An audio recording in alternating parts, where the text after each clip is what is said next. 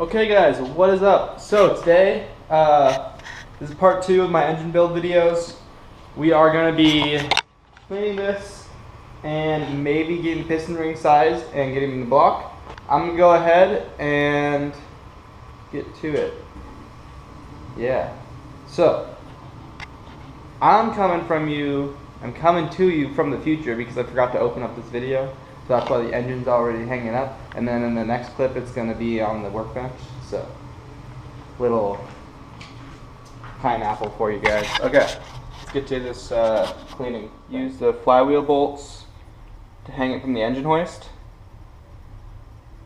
But I'm not sure yet. So, we're going to figure out something so we can support this so that I can get this all cleaned up. And then we're going to clean off all the oil squirters and get everything all lubed up, untape this, and start putting the engine back together. So I'm going to go ahead and figure out a way to hang that so I can wash it, and then we are going to get to work. Crankshaft ready to be lifted up. So now let's get this lifted off the workbench, and then we're going to get it scrubbed down, and then we're going to get it in the engine. I'm going to scrub it down with these and just get it every single surface. Don't want anything to ruin this engine. So I'm going to go ahead, get this all scrubbed down, and then rinse it off, and then we'll get the rest of the other stuff I have to wash off washed and unmask that thing. You guys can see how good it looks.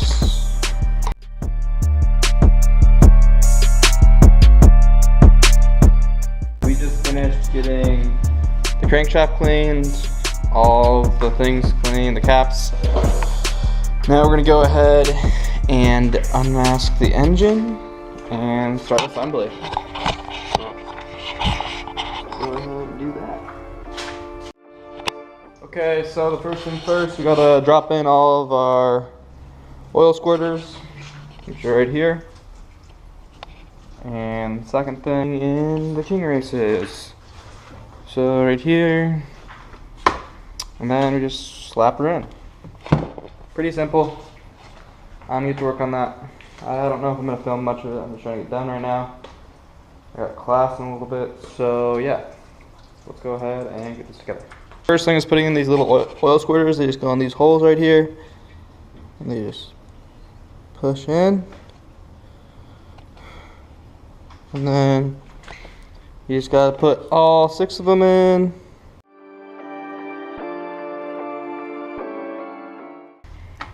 Now go ahead and install our races. So there's a little mark on them, and they line up with a little mark on that. Just push into place. And I'm going to go ahead and install these, and I will get back to you guys. Those are all installed now. Now the next thing is we're going to go in here and we're going to take our assembly lube and we're going to lube up each and every one of these. You don't want to put lube under them, only on top, because otherwise you're going to get your bearing to spin, which is obviously a bad thing. Okay, so the next step is to put the crank in. So drop this in, be very careful. You score one of these, you're just going to ruin your whole project. Order more parts, and we don't want that. So let's be super careful putting this in and make sure that we take our time. Okay, so I just got the crankshaft in, all nice and straight and no scoring. Now we're gonna go ahead and get all of these races on here. Make sure you don't get lube in here or on the back of the bearing. If you do that, you can spin a bearing. So once you get those together, you're gonna put some lube on them, and then like on the inside of the bearing, and you're gonna cap this whole thing off, and then we're going to torque it down. So I'm going to go ahead and get all of these in there.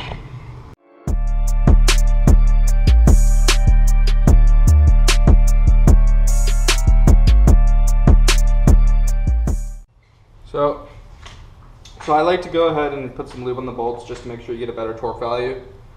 And for the BMW S52, the torque measurements are 20 Newton meters plus 50 degrees. So we're gonna go ahead.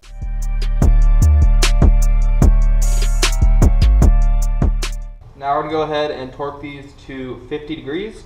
So how that works is you hold this, I'm pretty sure, and you just torque it till it gets to 50 degrees. So you'll put that on there, like imagine your bolt's here, and you just hold this thing and you turn it to right there on each one, and then it's torqued 50 degrees. So let's go ahead and get.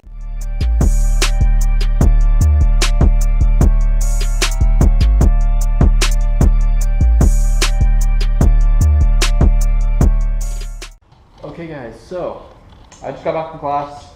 Now we are gonna size the pistons and go ahead and get the rings with the right gapping on them, and then we'll install the pistons and the rods into the block. We've got the crankshaft in there. It spins real nice. That's pretty cool. It's all torqued down right. So yeah, let's go ahead and start getting the ring sized. Okay, so for the first part of sizing the rings, you're going to have to find a ring gap chart for what you're using. So we're going to do nitrous and turbocharged / supercharged. So you do your bore times 0.0055 inches. So that means that, well, we have an 87 millimeter bore. So we do 87 times, and it means we're gonna get 3.425 for our bore in inches. So we multiply that by 0.0055, and right there 0.188 is our ring gap. So that's what we're shooting for. So we're gonna go for plus or minus probably 0.02 of that, 0.002 of that, and then we will get all these rings in the engine. So that's just for the top ring, and then you gotta do the second ring, which is plus 0.004 to 0.008 of your top ring. And then your oil ring, you shouldn't have the file. It should be right, hopefully. Otherwise, that's not a good thing. So yeah, we're gonna go ahead and get this going.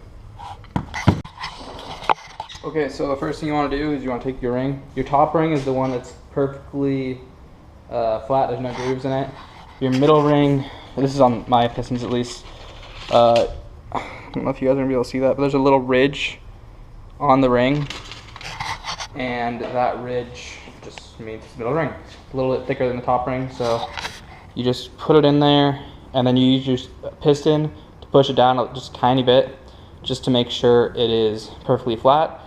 And then when this will be squeezed closed, you take your feeler gauge and you just find one of these, you pick one of these until it's like tight.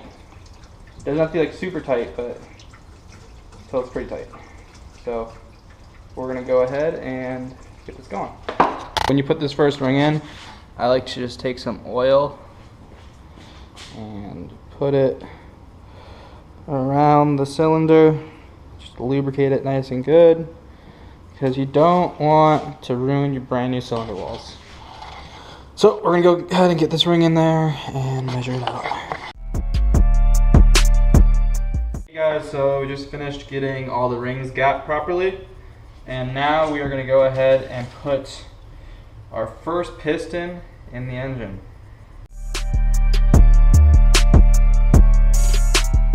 There you go. Our piston is in the block. Go ahead and rotate it. That is so sick! I'm so stoked right now, so we're gonna go ahead. We only got one done in the last like hour, so we're gonna go ahead and try and knock these out a little faster. But obviously take our time, get all the pistons in there, and then probably call it a night. So yeah, go ahead and do that.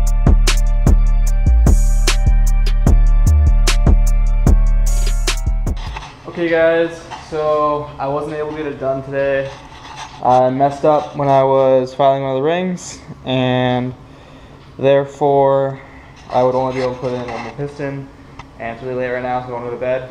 So I got 4 pistons in, all with correct clearances. So we're gonna go ahead and just wrap the engine up, and it'll probably be a week or so before I can get it, all the pistons in. So I don't know if I'll get it done before spring break like I wanted to, but I'm still stoked to get this far on it. Really motivates me to get this freaking car running so I can go drive it, because I just want to learn to drift already and learn to drive manual and have a super fast coupe, because that'd be pretty lit. So anyways, like, comment, subscribe, and stay tuned for more content. I'll have a new video every other day from here on out. So no more breaks like we had last week.